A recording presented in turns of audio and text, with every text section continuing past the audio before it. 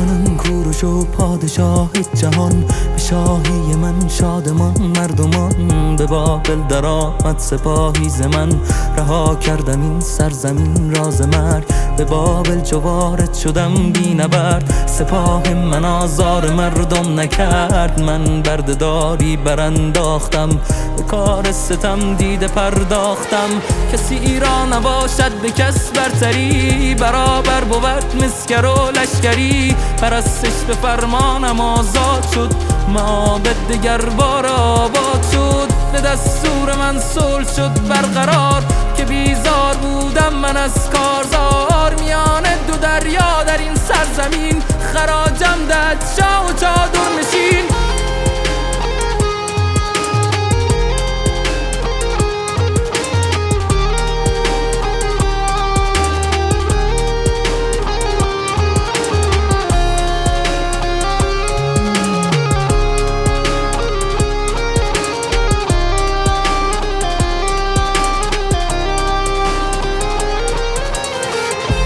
ساختم شهر ویرانه را، سپس خانه دادم با آواره ها. مرا در جهان دیار آرامش است، به گیتی شکوفایی و دانش است. چه روزی مرا عمر پایان رسید، زمانی که جانم ز تن برکشید. نه تابوت باید مرا بر بدن، نه با مومیایی کنیدم کفن.